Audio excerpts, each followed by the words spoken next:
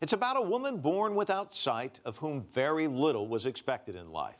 But she defied the odds to become a vision of musical greatness. She rejects the term disability, preferring to acknowledge herself as having a different ability. And that different ability reflects in her profession as well.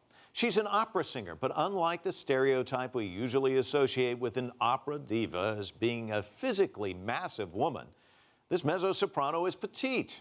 Her life is proof that sometimes it's good when expectations come in small sizes. Correspondent Mike Kirsch traveled to Hawaii to tell us her triumphant tale.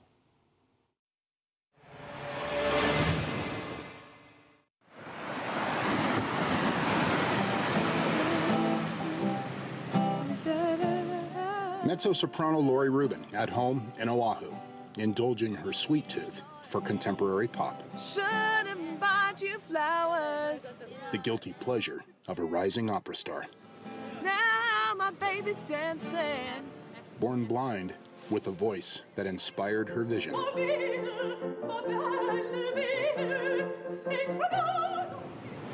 Can you take me with you? Laurie appeared the perfect little sister in the hands of her brother Brian, who was more protective of Laurie than she could possibly know. A happy little girl blissfully unaware of her future. Where are you going? A life that began with unimaginable uncertainty, says her mother Lily. I remember it like it was yesterday. Lily Rubin gave birth to Laurie 35 years ago in Los Angeles.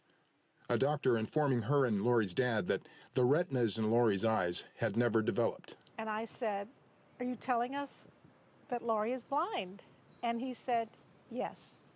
And driving home, both of us like weeping terribly in the car, just devastated that our perfect child wasn't perfect. We went out and bought a van, and we said, we're going to take her everywhere.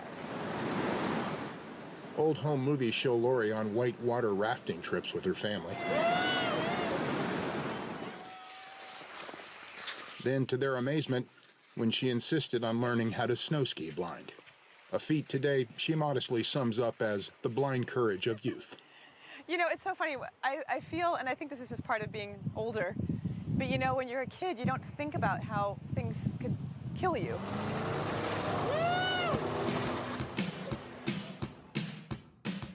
At the age of 4, Laurie met American pop icon Kenny Loggins of Footloose fame when her mother bumped into Loggins at a supermarket, telling him Laurie had a crush on him. He sort of became my official teacher of Music 101. Loggins mentored Laurie for 8 years, having her sing backup vocals at 12 in 1991 for his song, If You Believe. If you believe in me, I will.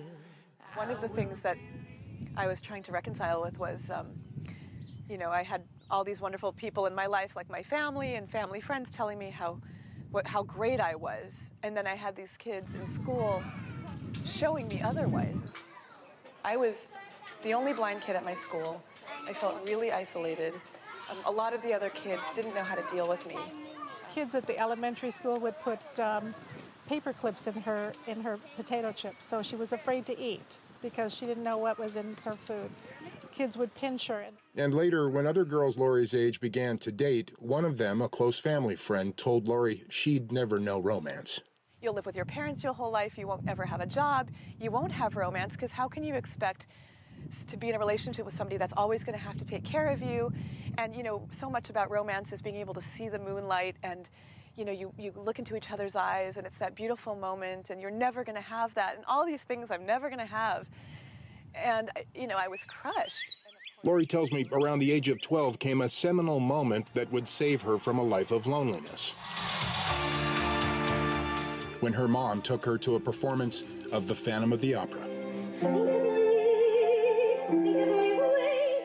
I think when I knew that I wanted to sing this kind of music was when Christine gets up there and she sings Think of Me.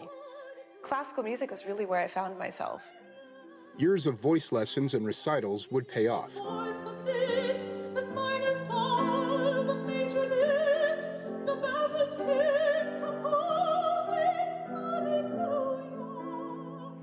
And the winner is Laurie Rubin. In 1996, Laurie's singing talents earned her the prestigious Music Center Spotlight Award in Los Angeles at the age of 18. Then triumphantly proving she could sing blind on stage as Cinderella in the opera La Cenerentola at Oberlin College. A step closer to her dream of singing at New York's Metropolitan Opera House. But says she was then blindsided when not allowed to perform as a graduate opera student at Yale. I get to Yale and they say that I can't be in any of the operas 2 years in a row. And told in so many words by her director that she'd distract other students or might possibly even fall off the stage. If I were to give a master class for directors, I'd say just be open, just be open to different things.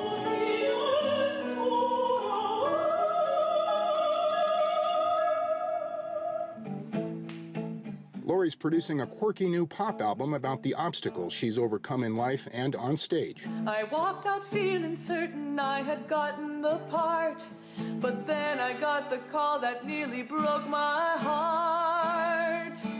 You need a nose job, they said. You should get a nose job. Her song, Nose Job, has been a hit with local high school students confronted by their own personal dramas. The song's message, Laurie says, love who you are. I won't get a nose job, I say. I won't get a nose job. Please don't get a nose job. Laurie also recently published a memoir about her life called Do You Dream in Color? Insights from a Girl Without Sight. Insights from a girl who would find romance in the end. Her longtime partner, musician and composer Jenny Tyra of Oahu. The two met as graduate students during Laurie's difficult years at Yale. Ever since, composing and writing music together and everything else. The two giving back to today's performing arts students every summer on Oahu through their acclaimed music festival and arts program called Ohana Arts. Everything happens for a reason. My path was carved for me, and I have to just embrace it. I never thought that I'd be living in Hawaii doing what I'm doing, and I never thought that I'd be writing a pop album,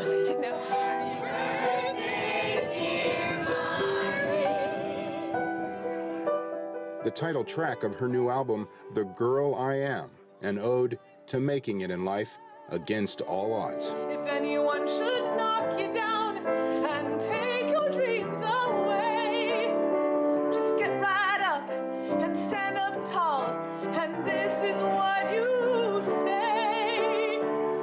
Don't tell me. People just have to recognize that she's just like anyone else, and even sighted people fall off stages, and she's never fallen off a stage. She's the girl I am. The girl her mom and dad always dreamed of.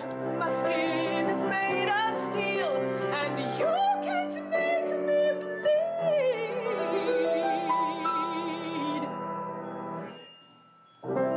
Because I love the girl I am.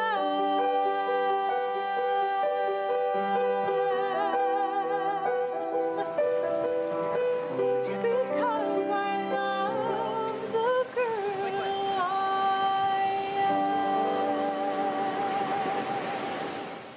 Correspondent Mike Kirsch in Hawaii, thank you for that report. A quick footnote. In Latin America, the disabled are often an overlooked sector of society. According to the World Bank, there are at least 50 million disabled people on the continent, about 10% of the population. Governments provide little revenue for assistance programs for the disabled, and families often admit and abandon their disabled loved ones at institutions, which are operated by foundations that are often overwhelmed. About 80 to 90% of people with disabilities are unemployed, and most lack health services or even physical access to buildings. Something to keep in mind while we consider the rapid growth of the economies of these countries. In January 2010, Haiti experienced one of the most destructive earthquakes in the island's history. It registered a 7.0 magnitude quake about 15 miles from its capital of Port-au-Prince. The hard-hit island is still recovering. In December of 2011, an organization was formed called Haiti Tourism. Its goal is to recover economically from the catastrophic quake by presenting Haiti to the outside world in a way you've never seen before, as an island paradise. It's an effort to draw tourists. Will the strategy work? Take a look and decide.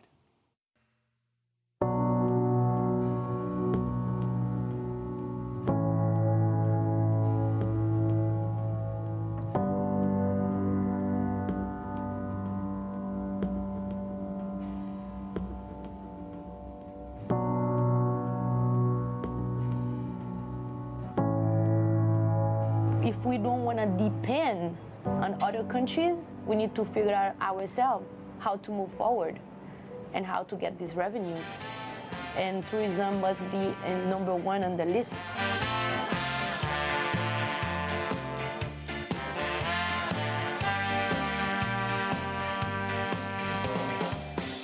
Everything is an adventure here.